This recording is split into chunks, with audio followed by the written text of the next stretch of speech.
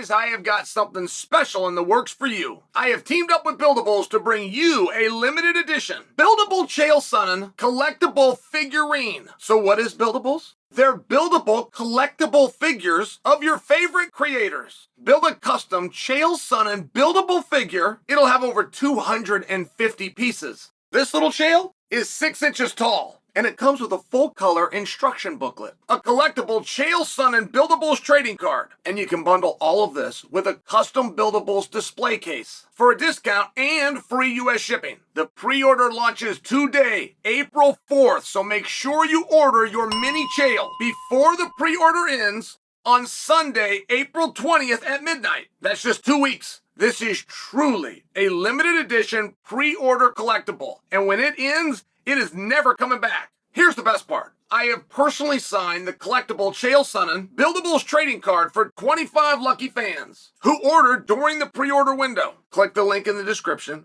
or go to buildables.com/Chael to support me by pre-ordering my Buildables. Control-Alt-Delete. You guys see this?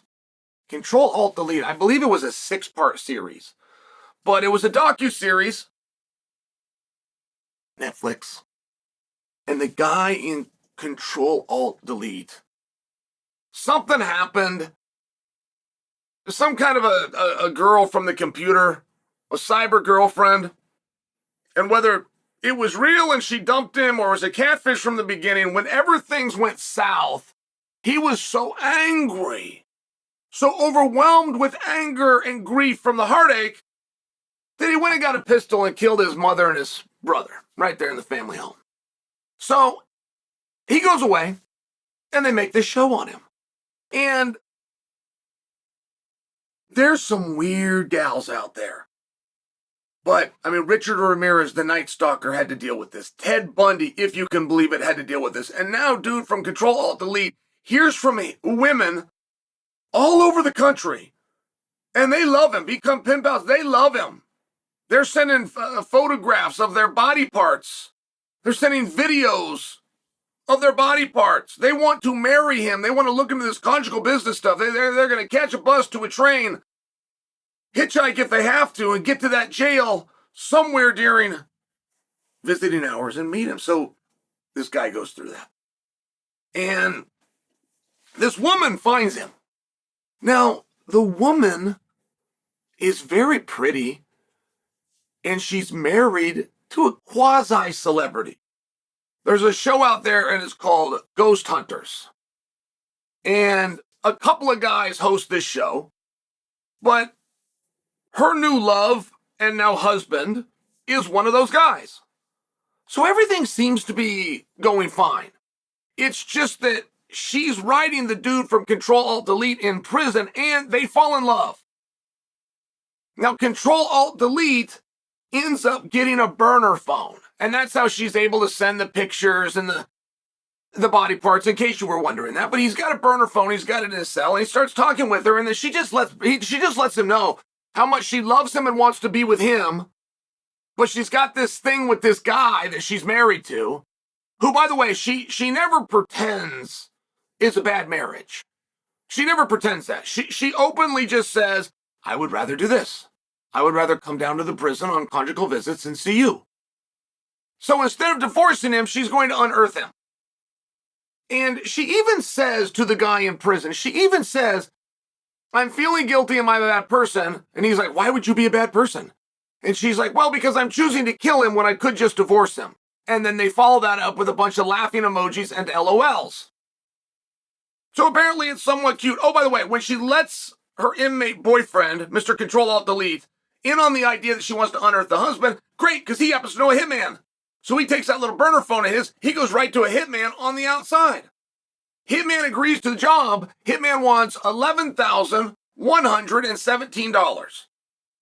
No, you did not hear me wrong. And no, we never get the actual reason as to why it was such a weird number. But this is what he wants, and he wants half up front, he wants half behind, and she discovers something called Bitcoin. So she gives the half, but then she has a request. And the request is that he be killed out of state. And we don't know if there was like federal laws or rules. We don't quite know what the state line had to do with it. But she had decided it would be best. Oh, by the way, He's actually going to be out of state. She's got the exact dates and his exact schedule when he's off filming this Ghost Hunters show. So she pin drops his exact location, photos of him, and a private schedule. So the hitman has all of this, and the hitman gets it all through Mr. Control-Alt-Delete. Now, the hitman is writing back in this thread as well, and he's making a big joke about it, that it's going to be a big hit. Hey, I'm going down to the set, to the TV show. This one's going to be a big hit. Like, this is cute and funny. And, well, they responded like it was. That got the laughing emojis and the LOLs going. So it's the night of the big hit. He's left town. He's everything. He's followed the guy. He's got him. He's got him in his sights. He's got the guns. Got the whole thing worked out. He drops out. He doesn't tell him. He says, hey, I'll send you a text and let you know.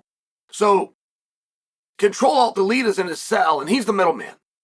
Like, she never spoke to the hitman. Everything went through Control-Alt-Delete. So when the hitman says, I'm going to get him tonight, that goes to Mr. Control-Alt-Delete, who lets the woman know. So the woman, when the hit never comes, is texting Control-Alt-Delete, hey, what's going on? Did the big hit happen? Control-Alt-Delete is trying to reach out to the hitman. The hitman's gone dark. Now, the hitman had about a 6-hour window, though, where this was going to happen. So, it was 2 and 3 and 4 hours in, they started to get a little anxious. But it hadn't actually closed yet.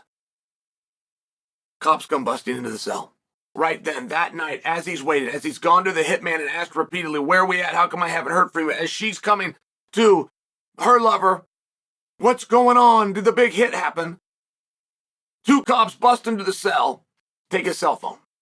They busted into the cell in the middle of the night, 3 in the morning, because they found out that he had contraband in the form of a cell phone. At this point in the story, they have no idea the contents of the phone, which, by the way, he never deleted. So they take the phone. She now can't talk to Control-Alt-Delete. She don't know where he goes. She's saying, where are you? Why haven't I heard from you? She's sending all of these messages to go to nowhere. He's been put in solitary for breaking the rules. The phone is now in the office of the warden. Husband is still alive. Hitman, no one knows. Wherever Hitman went, it went to that phone. No one knows. Who is the hitman? Can you even get him? They took him to Bitcoin. Like, in these parts and pieces of the story, we don't know. And guess what, guys? We still don't. Husband was notified. Dude from Ghost Hunters was notified. He filed for divorce against his wife. Now, you should understand, when the phone gets taken and she loses contact with Control-Alt-Delete, she does not know what to do. And weeks turn into months and they're going by. And you can just go to her Facebook page where she's posting pictures of the husband. So nice to be married to my best friend. We got an anniversary coming up and he's going to take me to Disneyland. Posting all of these things. Just beyond diabolical. We don't completely know. She's never been charged. The hitman was never found, that we've been told. Husband was told something and filed for divorce. That is the crazy story of the week.